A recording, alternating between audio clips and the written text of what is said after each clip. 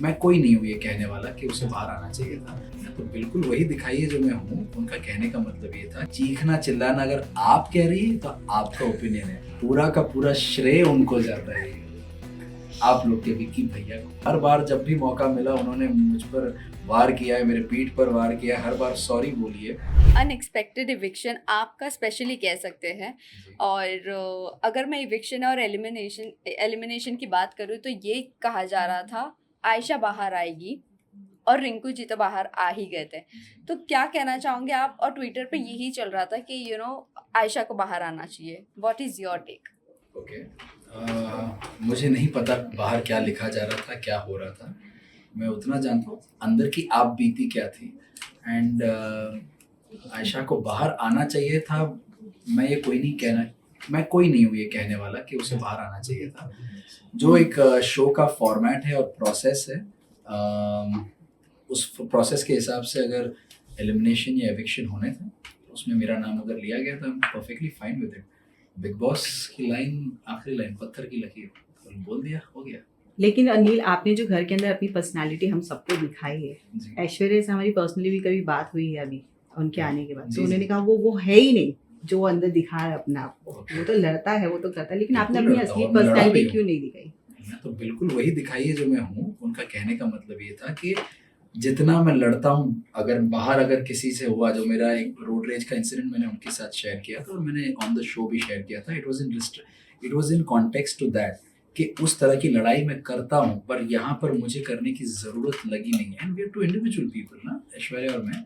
तो उनको अगर लगा कि इस सिनेरियो में मुझे लड़ना चाहिए, मुझे लगा मुझे लड़ने की ज़रूरत नहीं है। I can handle it in my own way, जिस तरह से मैं करता हूँ। So that's where the individuality stands out. उनको लगा कि yes, this is the way to do it. I said no, I don't want to do it like that.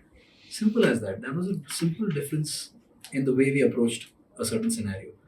तो और लड़ा तो मैं हूँ, जितनी बार चिल्लाया हूँ किसी मुद्दे पर जहाँ मुझे लगा कि इसमें चिल्लाने जैसा बनता है, मैंने चिल्लाया। और जहाँ मुझे लगा कि मैं सटीक तरीके से बात करके भी कोई मुद्दे का हल निकाल सकता हूँ, तो मैं वो किया।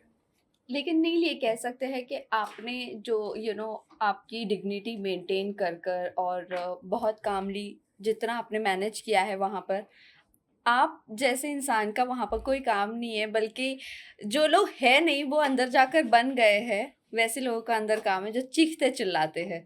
सो इसीलिए आप कह सकते बाहर आ गए इतनी जल्दी, या आप टिके होते तो टॉप आप 5 कहना तक। चाहती है कि बिग बॉस का घर ऐसा घर है जिसमें चिल्लम चिल्ली ही चलती है। Exactly right. आप वही कहना चाहिए। Yes yes. I don't agree with you in that. I feel जो बिग बॉस ने एटलीस्ट जो शब्द कहे हैं मुझसे या हम सब से, जो हम कंटेस्टेंट्स रहे हैं, कि एक मुद्दा, स्पेसिफिकली एक मुद्दा जो आप सबको बहुत क्लियरली याद भी होगा शायद, जब अभिषेक और तहलका भाई सनी, उसके साथ एक मुठभेड़ हुई थी और उसमें तहलका ने कुछ चीज़ फेंकी थी और उसके बाद एक चेस्ट पंप वाला चीज़ हुआ था। तो उस चीज़ का समाधान जब बिग बॉस को बीच में आना पड़ा तब निकला था ये कि उन्होंने कहा था, यहाँ पर कुछ ना समझ लोगों के लिए समझदारी वाली बात करने जा रहा हूँ, उनको समझाने जा रहा हूँ कि एक सिविलाइज्ड सोसाइटी में किस तरह से तो पेश आते हैं। उन्होंने ये बोला था, बर्ताव कैसे किया जाता है। और उसका मतलब ये नहीं कि आप हर चीज़ में चीखे चिल्लाएं या लड़े। मैंने कब रोका है आपको कि आप अपने पॉइंट ऑफ व्यूज ना रखें, अपने ओपिनियंस ना रखें, पर हाथ उठाना या वायलेंस इज नेवर एक्सेप्टेड। सो यही बात है, चीखना चिल्लाना अगर आप कह रही है तो आपका ओपिनियन है। हमारे बिग बॉस ने हमें कुछ और आदेश दिया है। बट वहां पर वही लोग टिके हुए अब तक के जो जैसे भी सिर्फ आप, चीखते वो चिल्ला आप रहे जैसी जनता ने शायद उनको रखा है। नहीं नहीं जो बिल्कुल। मेरी जैसी जनता है वो अभी भी डिग्निफाइड तरीकों बट को एक्सेप्ट हम आप जैसे कंटेस्टेंट ही पसंद करते हैं सीरियसली। बट अदर नोट ये भी जानना चाहेंगे, विक्की ने आपको नॉमिनेट किया था जी। पूरे सीजन के लिए, तो आप कह सकते हैं कि आज आप अगर बाहर हो तो उनकी वजह से हो। अगर बिल्कुल। पूरा का पूरा श्रेय उनको जाता है, ये आप लोग के विक्की भैया को। No no no no no never never Vicky भैया। Unanimous answer. हाँ, उनको श्रेय जाता है। मेरे सर पर उन्होंने जो ये ताज पहनाया था सारे सीजन नॉमिनेट होने का, बार बार कहते रहे कि मैं उनका कंपटीशन नहीं हूँ, लेकिन हर बार जब भी मौका मिला उन्होंने मुझ पर वार किया है, मेरे पीठ पर वार किया है, हर बार सॉरी बोली है। आप लोगों ने देखा होगा, आई डोंट नो कितनी बार दिखाया गया, लेकिन कम से कम 3 बार आकर माफ़ी माँगी है कि भाई सॉरी यार, आई नो यार, भाई मेरे को ना चेस्ट में हेवीनेस हो रही है, भाई मैं ना I am not being able to breathe भाई, I need to sort things out with you, क्योंकि हम एक ही रूम में रहते हैं, मुँह चढ़ाकर क्रॉस कर रहे हैं एक दूसरे को, अच्छा नहीं लग रहा मुझे। मैंने बोला चल हेल्थ के ऊपर कुछ नहीं आता, let's move ahead from this. फिर से नॉमिनेशन आते ही फिर से वो नॉमिनेट कर देते थे और फिर बोलते थे भाई तू मेरा कंपटीशन नहीं है। हम्म, ये अगर मैं कंपटीशन नहीं हूँ तो पड़े रहने देता, मुझे निकल जाता मैं। हम्म। बट दिस इज ये उनका जो दोगलापन था वो दिख गया मुझे। इसी पर रिसेंटली एपिसोड की बात करेंगे जहाँ जी। पर अभिषेक और विकी भैया का झगड़ा चल रहा था, आप उनको साइड कर रहे थे, फिर विकी भैया आ गए थे और आप पे भी चढ़ने लगे थे, तो क्या लगता है उस बिहेवियर के बारे में कि अब वो उनका बिहेवियरल पैटर्न बन चुका है, ऐसा कहा जा सकता है? तो इस पर मैं क्या कहूँगा, I will say something. Confession room वाला जो नॉमिनेशन हुआ था, बैक टू क्लासिक वाला, उस वक्त जब हम गए थे तब मैंने एक पॉइंट ऑफ व्यू रखा था मेरा in front of big boss कि विक्की को नॉमिनेट करने का रीज़न ये है कि पहले जो विक्की थे वो सुलझे हुए थे, भले उनका तरीका मैनिपुलेटिव था पर एटलीस्ट अगर कोई लड़ाई करने आ रहा था तो he used to always try to make sure कि वो चीज़ डिफ्यूज हो जाए, शांत रहे, ना आउट ऑफ लाइन चीज़ें जाए, ना डिसरिस्पेक्टफुल जोन में जाए। And I appreciated that side of his nature कि किसी भी चीज़ को इतना आउट ऑफ प्रोपोर्शन ब्लो नहीं करना है। पर जब से हर चीज़ का उनका मतलब कच्चा चिट्ठा खुल चुका था, उनकी मैनिपुलेशंस बाहर आ चुकी थी, हर वो चीज़ बाहर आ चुकी थी, फिर उनके पास और कोई तरीका बाकी नहीं रहा था। वो एक हफ्ता पूरा लल पीरियड गया था उनका, उनको बहुत सारी चीज़ें सुनाई गई थी, पपेटियर होना, उनको वो टैग्स जो कमेंट्स का टैग दिया था, बाद में और एक चीज़ उनके साथ एक और टास्क था जिसमें उनको खड़ा कर दिया गया था, वेस्ट बिन वाला टास्क था, उसमें भी उसमें खड़ा कर दिया था। तो एक लो फेज चल रहा था उनका। उसके बाद उनको लगा कि getting back to the game is fighting. तो मैंने एक चीज़ कही थी कि या तो वो खुद लड़ेगा या तो जो सामने से लड़ने आ रहा है उसके साथ वो लड़ाई और बढ़ाएगा। सो यही है जो उसका एक मात्र गेम है जो शो में रह गया है, and he has nothing else to offer. जहाँ तक मेरी समझ रही है शो की, जो हमेशा से कहा गया रिश्तों में क्लैरिटी, तो रिश्ते बनाना जो ऑथेंटिक रियल ऑर्गेनिक रिश्ते होते हैं वो बनाना ज़्यादा ज़रूरी है rather than actually making a number list या लड़ाई करना या जो लड़ने आ रहा है उसके साथ लड़ाई बढ़ाना। उस बेसिस पर मैंने कहा था, और मैं ये दावे के साथ क्यों कह पा रहा हूँ कि उसके पास कुछ नहीं है देने के लिए शो को अब, क्योंकि उसने कोई और नया रिश्ता नहीं बनाया था। लेकिन मैंने even in the 10th week और 9th वीक मुनव्वर के साथ एक रिश्ता बनाने की कोशिश की और वो कहीं ना कहीं सफल रही। अनफॉर्चुनेटली शो का फॉर्मेट जो था डबल एविक्शन, उसमें मैं निकल गया, नहीं तो आज भी अगर मैं वहां होता तो वो रिश्ता शायद आगे बढ़ता। बट जैसा रिश्तों की विक्की की क्लैरिटी बात से है। मैं एक बात आपसे भी पूछना चाहूंगी, विक्की भैया क्यों सबसे रिश्ते की क्लैरिटी जानना चाहता है? उनके खुद के रिश्ते में कितनी क्लैरिटी है जो डिवोर्स तक की बात आ हाँ, जाती है, कभी थप्पड़ मारने हाथ तक का उठा बात लेते आ हैं। जाती है, और उनके खुद के ही रिश्ते में वो क्लैरिटी नहीं है। वो सबके मैटर सुलझाते रहते हैं और खुद का ही मैटर वो सुलझा नहीं पाते। ऐसी कैसी क्लैरिटी है उनके रिश्ते एडिंग टू दिस, कई बार इस चीज़ से अंकिता चिढ़ जाती है या उनको बोलती है कि तू मेरे साथ बैठता नहीं है या तू मेरे साथ बात नहीं करता है, और जब ये अंकिता दो अलग चीजें, मैं उस पर बाद में आता हूँ। Hmm. Let me just answer this first कि जब मैं नहीं चाहूँगा कि मेरे रिश्ते पर कोई टिप्पणी करे तो मैं किसी और के रिश्ते पर टिप्पणी नहीं करना चाहता। अगर उनके बीच में तनाव है तो I would like it to be resolve as soon as possible and in a nice way. और आपने जो सवाल पूछा था ये था कि रिश्ते की रिश्ते में क्लैरिटी clarity उनकी ना, कितनी है? तो यस। उस एक रिश्ते को अगर मैं छोड़ दूँ तो उनके किसी भी रिश्ते में क्लैरिटी नहीं। क्यों नहीं है? क्योंकि उन्होंने पहले नंबर देखा, नंबर गेम की जो लिस्ट है उनकी वो लिस्ट देखी और उसके बेसिस पर रिश्ता बनाया है। तो वो बेसिस उसकी नींव ही नहीं है, वो फाउंडेशन ही नहीं है रिश्ते का। जब आप किसी से रिश्ता बनाते हैं, अगर मैं आपसे आज बात कर रहा हूँ, आपके साथ रोज बात करूँ, मीनिंगफुल बात करूँ, दिल से बात करूँ, आप कहीं ना कहीं आप मेरी बातों से जुड़ेंगे, आप मेरे इमोशन से जुड़ेंगे, तब जाके वो रिश्ता कहीं 5वें 6ठे दिन 7वें दिन वो कहीं पहुंचेगा, एटलीस्ट बिग बॉस के घर में। क्योंकि कहीं वो डिस्ट्रैक्शन कोई होता ही नहीं है, फोन नहीं होता, टीवी नहीं होता, बाहर की दुनिया से कट ऑफ हो, तो और कुछ नहीं है, बस बात कर सकते हो आप एक दूसरे के साथ, आप एक रिश्ता बना सकते हो, दोस्ती का, हमदर्दी का, समझने वाला रिश्ता, सपोर्ट वाला रिश्ता। आप वैसा एक ऑनेस्ट रिश्ता बना सकते हो। लेकिन भाई साहब वो नहीं कर रहे थे। भाई साहब ने नंबर देखा कि चलो कितने नंबर है, कितने लोग, 17 लोग हैं, मुझे एटलीस्ट 11 लोग अपनी तरफ चाहिए, 6-7 लोग मैं रखता हूँ नॉमिनेशन करने के लिए हर हफ्ते।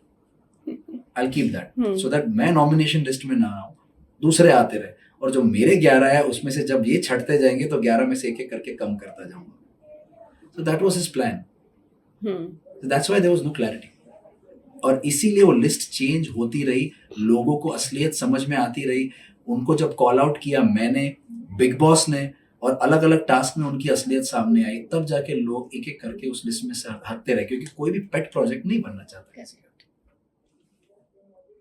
ऑल्सो विक्की का एक रिश्ता, मैं स्पेशली मुनव्वर को लेकर बात करूंगी. आपके साथ इतना उनके साथ बॉन्ड नहीं था आपका और मुनव्वर का, जी. बट विक्की के साथ जो बॉन्ड था पहले अच्छा बॉन्ड था, और अब निकलते निकलते इतना गंदा बॉन्ड हो गया कि उन्होंने ये भी कह दिया कि मैं बाहर निकल के इनका चेहरा भी नहीं देखना चाहूंगा. किसने बोला ये? मुनव्वर ने. क्या कहना चाहोगे आप मुनव्वर को स्पेशली लेकर? मैं जो मेरे नज़र से मैं देखता हूँ, नज़रिए से देखता हूँ, I tell you what I saw. जैसे ही आयशा आई थी घर में, तो ऑब्वियसली काफ़ी लोगों के दिमाग में, आप लोग के दिमाग में भी सवाल थे, हम सबके दिमाग में सवाल थे मन में. But unlike others and specially Vicky, मैंने मुनव्वर और आयशा दोनों से यही चीज़ कही थी. मैं और ऐश्वर्या दोनों बैठे थे. हमने ये कहा कि आप लोग को अगर लगता है कि नील और ऐश्वर्या इस लायक है कि आपकी निजी ज़िंदगी से रिलेटेड सवाल अगर हम पूछ सकते हैं, do let us know, we would like to ask you something. अगर वो कंफर्ट लेवल हम शेयर नहीं करते, you don't need to answer anything. हम जो पूछे, जिस दिन आपको लगे आप बता देना, वील टॉक अबाउट इट. ये होता है किसी की पर्सनल स्पेस का रिस्पेक्ट रखना.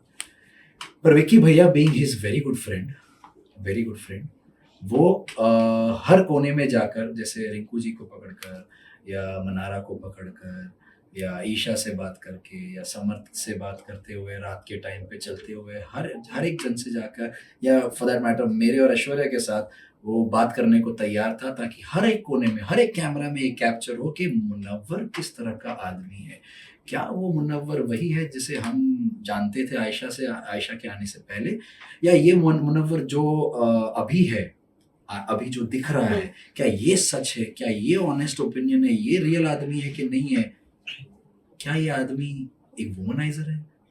ये शब्द उनके रह चुके हैं, आप लोगों ने शायद सुने होंगे. इनफैक्ट ये बहुत ज्यादा बाहर ट्रेंड भी हुआ था, है ना? Twitter Yes. पर. अनफॉर्चुनेटली ऐसी चीजें ट्रेंड होती हैं जहां एक इंसान अपने दोस्त को टार्निश कर रहा है, उसकी इमेज.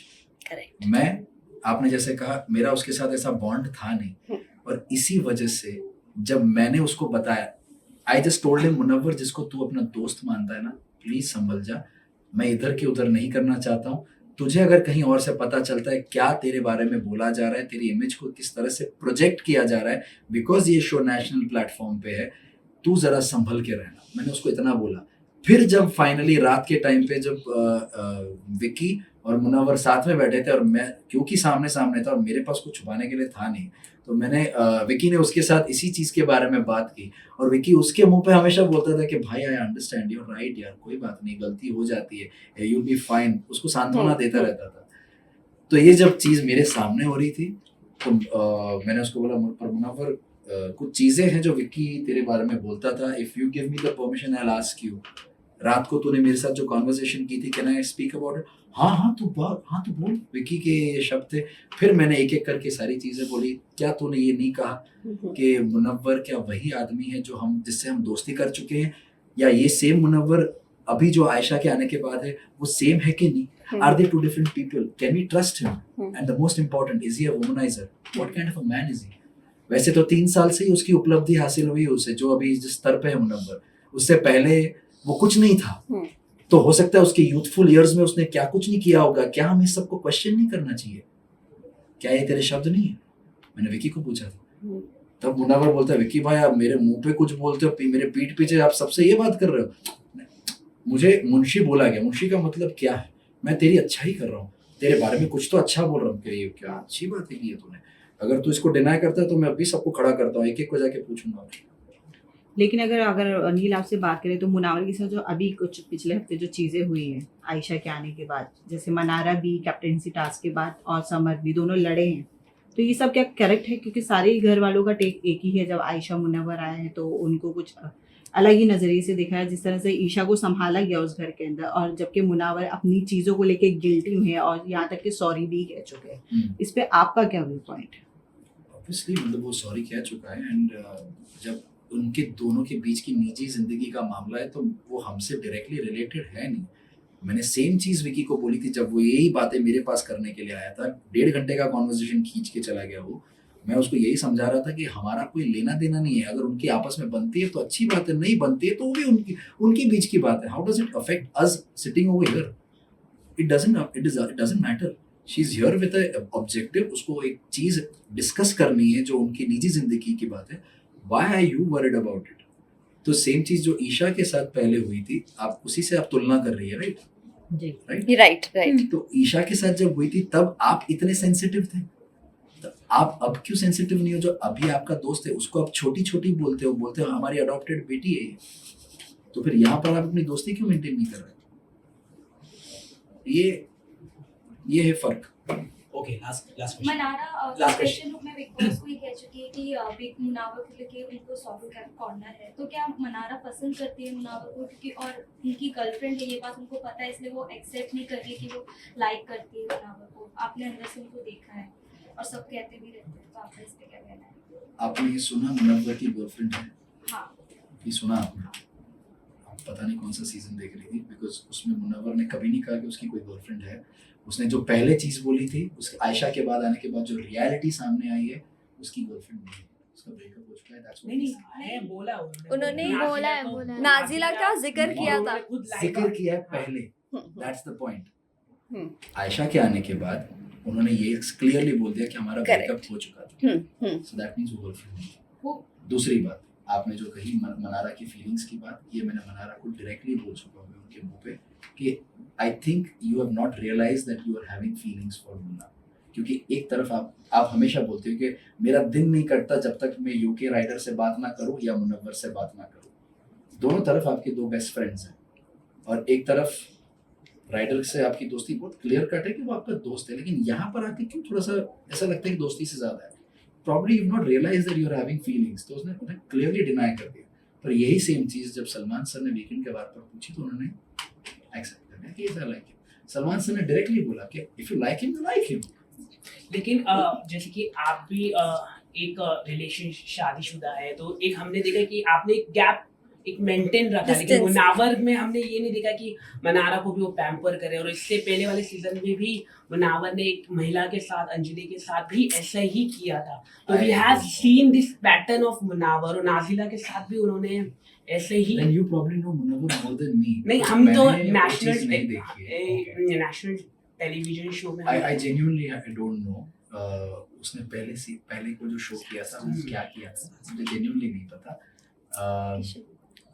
मैंने जो किया वो मैं, मुनव्वर क्या कर रहा है उसका क्या है रीजन कुछ करने का, वो जाने। एज ऑफ नाउ मुझे जो दिख रहा है मैंने आपके सामने अभी जवाब दे दिया। नील, ये जानना चाहेंगे ईशा और समर्थ को लेकर आपको क्या कहना है? बिकॉज अभी रिसेंटली एक वीडियो सबसे ज़्यादा वायरल हो रही है, जो अभी रिसेंटली इनके बीच में कॉन्वर्जेशन और फाइट हुई थी, आर्ग्यूमेंट हुई थी अभिषेक के साथ, जहाँ पर समर्थ पोक कर रहे थे और उन्होंने बैठे बैठे कहा कि रोया रोया रोया, और वहाँ पर वो रोने लग गए।